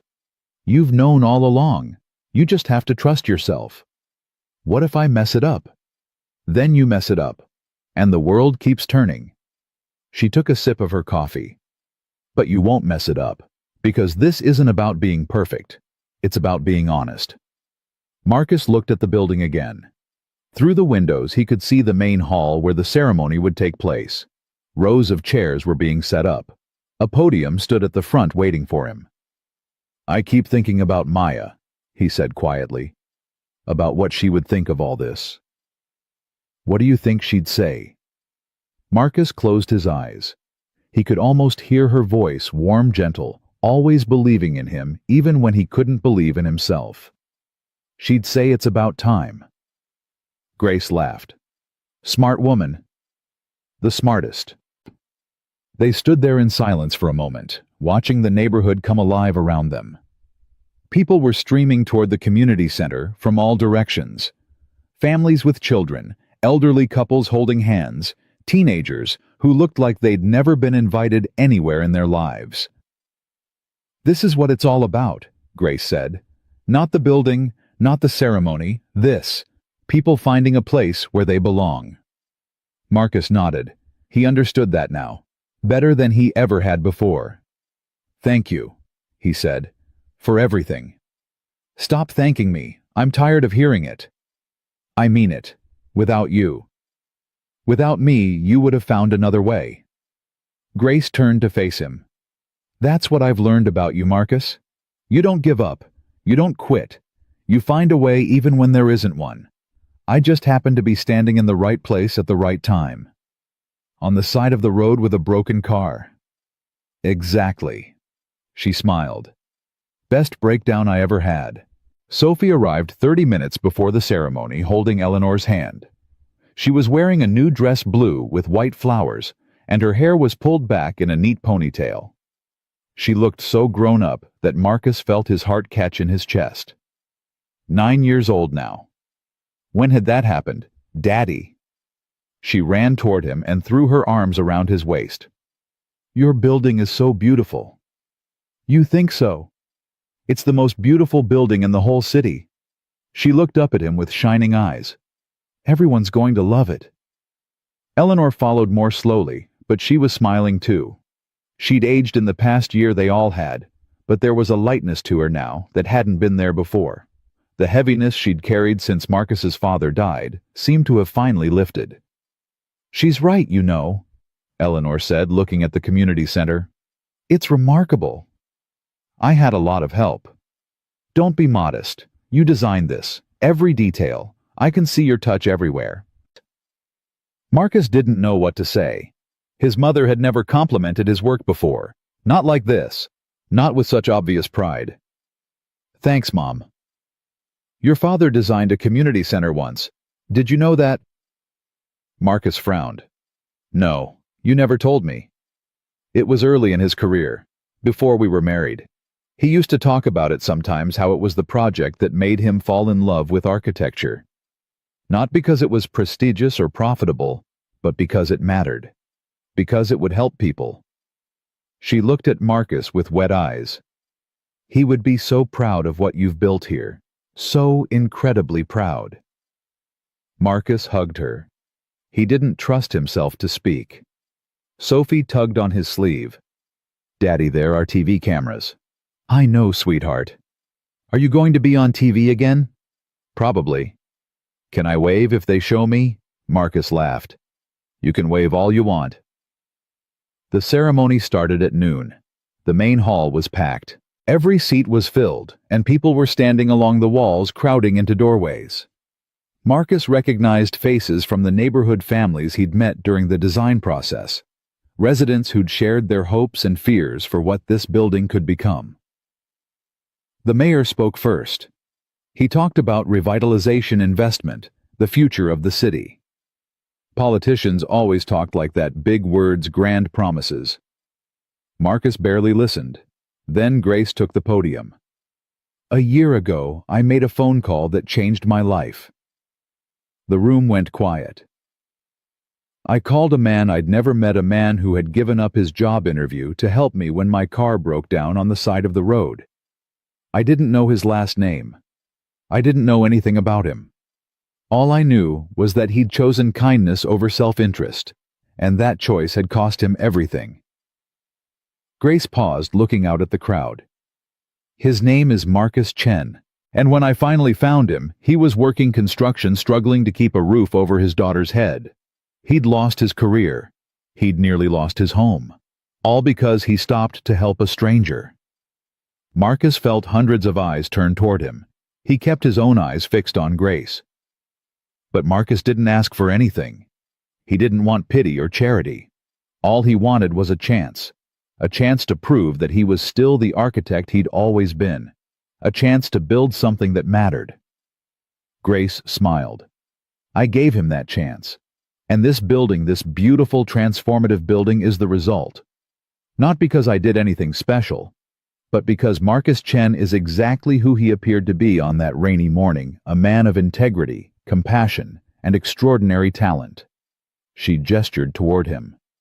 Marcus, would you like to say a few words? The walk to the podium felt like it took forever. Marcus could hear his own heartbeat loud in his ears. His hands were shaking. His mouth was dry. He looked out at the crowd, at the faces watching him, at Sophie in the front row beaming with pride, at Eleanor beside her dabbing her eyes with a tissue, at Grace standing off to the side nodding encouragement. He opened his mouth to speak. Nothing came out. The crowd shifted. Someone coughed. Marcus felt the panic rising in his chest. And then Sophie's voice cut through the silence. You can do it, Daddy! A ripple of laughter moved through the room. Marcus felt something release in his chest. He looked at his daughter, this small, fierce, beautiful girl, who had never stopped believing in him, not even when he'd stopped believing in himself. Thank you, sweetheart, he said into the microphone. More laughter. The tension broke. Marcus took a breath and began. 3 years ago, I was a different man. I had a wife I loved, a daughter I adored, a career I was proud of. I thought I had everything figured out. I thought if I just worked hard enough, tried hard enough, everything would turn out okay. He paused. Then my wife got sick, and I learned that hard work isn't enough, that sometimes life breaks you no matter what you do. Maya died 2 years ago, and when she left, she took a part of me with her. The part that believed in happy endings. The part that believed the world was fair. The room was silent. After she died, I fell apart. I couldn't work. I couldn't function. I could barely get out of bed some mornings. The only thing that kept me going was my daughter Sophie. She needed me. And I was determined not to let her down even when I felt like I was failing at everything else. Marcus looked at Sophie. She was watching him with those big, serious eyes, Maya's eyes. I spent months looking for work. 47 applications, 47 rejections. Finally, I got an interview at a prestigious firm. My last chance. If I got this job, everything would turn around. If I didn't. He didn't finish the sentence. He didn't need to. On the morning of that interview, I was driving down a back road when I saw a woman standing beside a broken-down car. She was alone, scared. No one had stopped to help her, and I had a choice to make. Marcus looked at Grace. If I stopped, I would be late, and I knew that if I was late, they wouldn't see me. That was the policy. No exceptions. He turned back to the crowd. But I couldn't leave her there. I couldn't drive past someone who needed help just because helping her would cost me something. That's not who I am. That's not who my wife would have wanted me to be. A murmur moved through the room. So I stopped. I fixed her car. I got her back on the road, and then I drove to that interview as fast as I could, praying that somehow it would work out. Marcus's voice dropped. It didn't work out. I was 23 minutes late. They wouldn't see me. 3 years of struggle, 47 rejections, and my one chance gone. Because I stopped to help a stranger. He let the words hang in the air. For weeks after that, I thought I'd made the worst mistake of my life. I took a job doing construction work. I sold everything we owned just to pay rent. I skipped meals so my daughter could eat. And every night I lay awake wondering if I'd sacrificed my family's future for someone who probably didn't even remember my name. Marcus smiled. I was wrong. He looked at Grace again. The woman I helped that day was Grace Mitchell, founder of Mitchell Design Group, one of the most influential architects in the country. And when she found out what had happened when she learned that I'd given up my interview to help her, she made a phone call. She opened a door, and she gave me the second chance I thought I'd lost forever. Grace smiled back at him. But here's the thing I've learned in the year since then. Grace didn't give me anything I hadn't already earned. She didn't hand me success. She gave me an opportunity, and I had to walk through that door myself. I had to prove that I was worth taking a chance on. I had to earn every single thing I have today. Marcus looked out at the crowd. That's what this building is about. Not charity. Not handouts. Opportunity. A chance for people who've been knocked down to get back up. A chance for families who've been struggling to find solid ground. A chance for kids who've never been told they matter to discover that they do. He touched the podium. When I designed this community center, I thought about all the people who've helped me along the way. My mother, who taught me to never give up even when she showed it in ways that felt like criticism. My neighbor, Mrs. Patterson, who watched my daughter for free because that's what family does. My supervisor, Ray, who gave me a job when no one else would. And Grace, who saw something in me worth saving when I couldn't see it myself. Marcus's voice grew stronger. Every one of us has been helped by someone. Every one of us has been given a chance we didn't earn, a break we didn't deserve. And every one of us has the power to do the same for someone else. He looked at Sophie.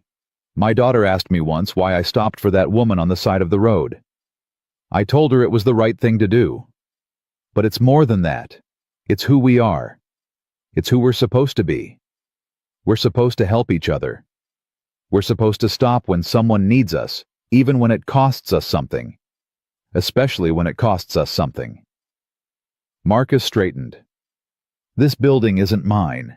It belongs to this neighborhood, to the families who will use it, to the children who will play in it, to every person who walks through these doors looking for help, looking for hope, looking for a second chance. He took a breath. I dedicate this building to my wife Maya, who taught me what kindness really means. To my daughter Sophie, who reminds me every day why it matters. And to everyone who's ever stopped for a stranger, helped without being asked, or given someone a chance when the world told them not to bother. Marcus looked out at the crowd one last time. This is what we can build when we believe in each other. This is what happens when we stop measuring people by their worst moments and start seeing them for who they really are. This is what kindness looks like, not as a single act, but as a foundation for everything else. He stepped back from the podium. Thank you. The room exploded into applause. Marcus walked back to his seat, his legs unsteady, his heart pounding. Sophie was on her feet, clapping harder than anyone. Eleanor was openly crying. Even Grace looked moved. He sat down and felt Sophie grab his hand. That was amazing, Daddy. Yeah. The best speech ever. I almost couldn't do it. You saved me. Sophie grinned. That's what teammates are for. After the ceremony, people crowded around Marcus to shake his hand, to thank him, to share their own stories. A young mother told him how much the child care program was going to change her life. An elderly man said the senior center gave him a reason to get out of bed in the morning. A teenager, shy, awkward, clearly uncomfortable, mumbled that she wanted to be an architect too, someday if she could. Marcus gave her his card.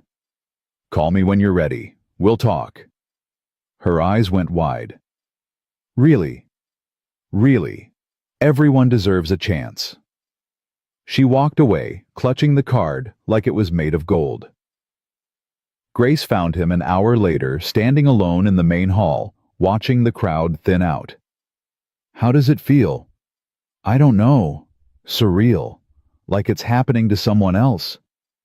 "It's happening to you. Get used to it." She stood beside him, looking at the building they'd created together.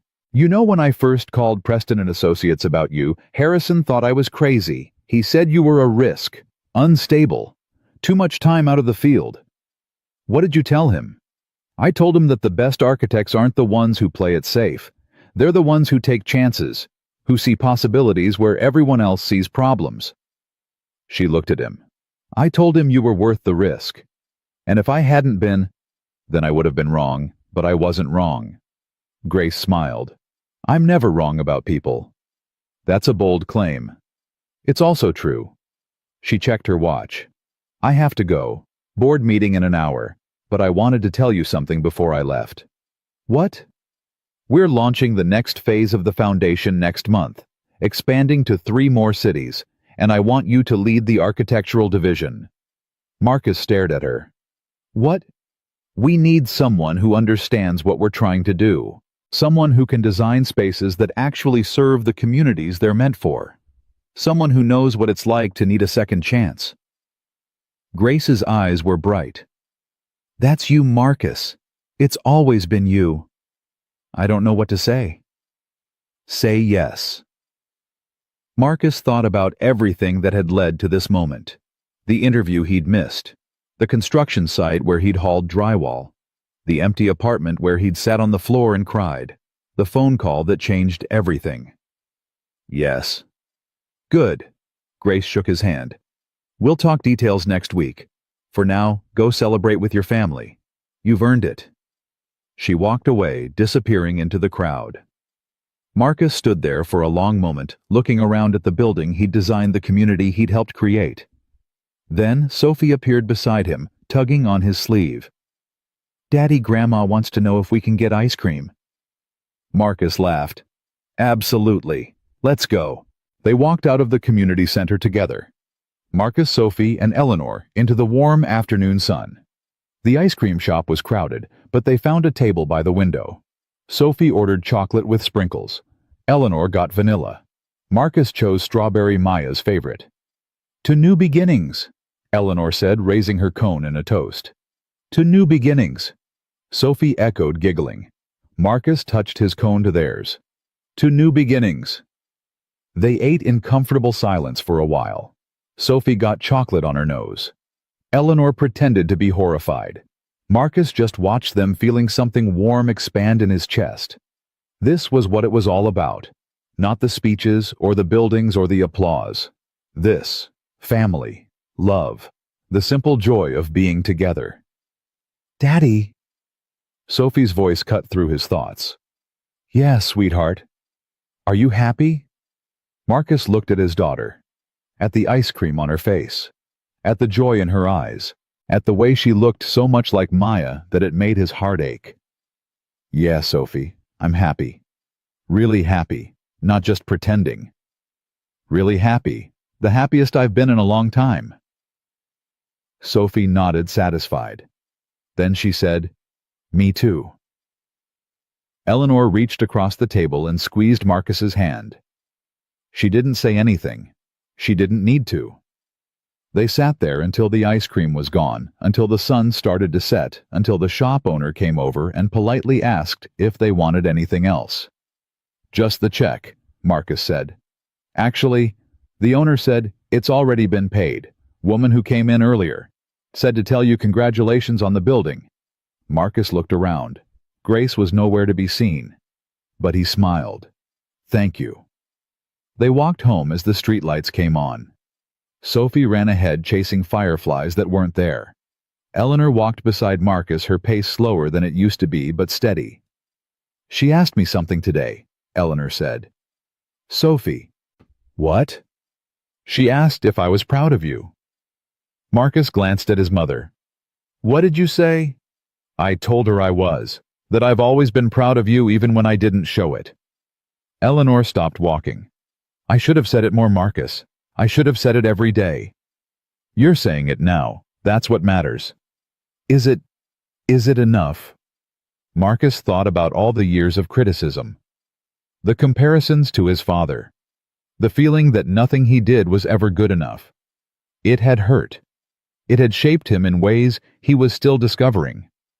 But he also thought about his mother, standing in his new apartment crying because she was proud. About her flying in for the ceremony without being asked. About the way she looked at Sophie with so much love it practically glowed. "Yeah, Mom, it's enough."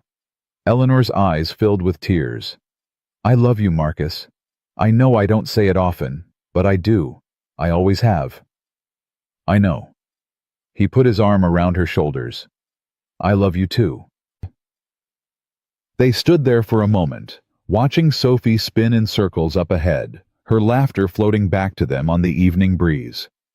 Then they walked home together as a family. That night, after Eleanor had gone to bed in the guest room and the apartment was quiet, Marcus sat on the balcony and looked out at the city. The community center was visible from here, a faint glow on the horizon, its lights still on its doors, still open. People were probably still there, exploring, discovering, finding something they needed. Marcus thought about the journey that had brought him here. The loss, the grief, the desperation, the moment he'd almost given up, and the moment he'd decided to stop for a stranger on the side of the road. He'd made that choice without knowing what it would cost him, without knowing what it would give him.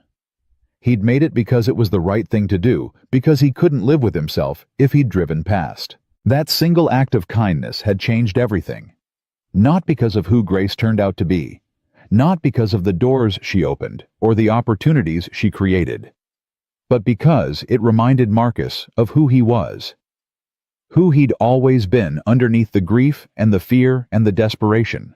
A man who stopped for strangers. A man who helped without expecting anything in return. A man his daughter could be proud of. That was worth more than any job, any building, any success. Sophie appeared in the doorway, rubbing her eyes. "Daddy? Why aren't you sleeping?" "Just thinking, sweetheart. Go back to bed." "Can I sit with you?" "Just for a minute." Marcus patted the chair beside him. "Come here." Sophie curled up next to him, her head against his shoulder. They sat there together looking out at the city lights. "Daddy." "Yeah. Do you think Mommy can see your building? The one you built today?" Marcus felt his throat tighten. "I think so. I think she can see everything. I bet she's proud of you." "You think?" "I know." Sophie yawned. "She told me." "She told you. In my dream last night. She said you were going to do amazing things, and that I should remind you she loves you, every day." Marcus pulled his daughter closer. Tears were streaming down his face, but he didn't try to hide them. "Thank you for telling me." "You're welcome." Sophie yawned again. "Daddy." "Yeah, sweetheart. I'm glad you stopped for that lady." "Me too. Even though it was hard. Even though you lost things. Even though all of that." Sophie was quiet for a moment. Then she said, "I want to be like you when I grow up. I want to help people, even when it's hard." Marcus kissed the top of her head. "You already do, Sophie, every single day." "Really? Really, you help me just by being here, by believing in me, by reminding me what matters." Sophie smiled, her eyes drifting closed. "That's easy. You're my daddy. I'll always believe in you." Within minutes, she was asleep. Marcus sat there, holding his daughter, watching the city lights twinkle below, feeling the weight of everything he'd been through, and everything that was still to come. He thought about Maya, about the life they'd planned together, the dreams they'd shared. She was gone now. Nothing would ever change that. But she'd left him the greatest gift anyone could give a daughter who carried her light into the world. A daughter who reminded him every single day that love doesn't end when someone dies. It just changes shape. He thought about his mother, about all the years of tension and disappointment and words left unsaid. They were finding their way back to each other now, slowly, imperfectly. It wasn't easy, but nothing worth having ever was.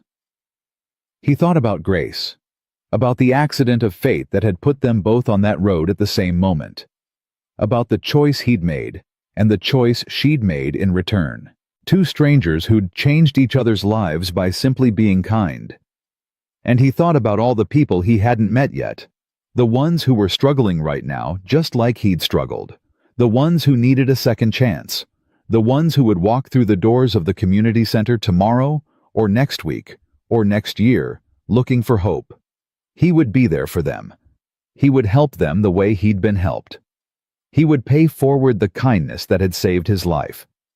Not because he owed anyone, not because he expected anything in return, but because that was who he was, who he'd always been, who his wife had loved, who his daughter believed in, who his mother had finally learned to see. Marcus Chen, architect, father, son. A man who stopped for strangers. The city lights blurred as tears filled his eyes again. But these weren't tears of grief or fear or desperation. They were tears of gratitude. For everything he'd lost and everything he'd found. For the darkness that had almost swallowed him and the light that had pulled him through. He carried Sophie to her bed and tucked her in, just like he did every night. He kissed her forehead and whispered that he loved her. Then he went to his own room and lay down. For the first time in years, he fell asleep without fear, without doubt, without wondering if tomorrow would bring another disaster, another failure, another reason to give up. He fell asleep at peace. Because he knew now that no matter what came next, no matter what challenges or setbacks or heartbreaks waited around the corner, he would face them the same way he'd faced everything else. With kindness, with courage, with the unshakable belief that every person deserves a chance, that every act of compassion matters, that the smallest choices can change everything. Marcus had learned that lesson on a rainy morning on a lonely road when he'd stopped to help a stranger and lost everything, and then found everything again. That was the truth he'd carry with him for the rest of his life, the truth he'd teach his daughter, the truth he'd build into every structure, every program, every life he touched. Kindness is never wasted. Sacrifice is never meaningless. And second chances exist for everyone who has the courage to keep going. Marcus Chen had stopped for a stranger. He had paid the price. And in the end, that single moment of compassion had given him back his career, his family, his purpose, and his peace. Not because the universe rewarded good deeds, but because kindness once planted grows in ways no one can predict. And its harvest lasts forever.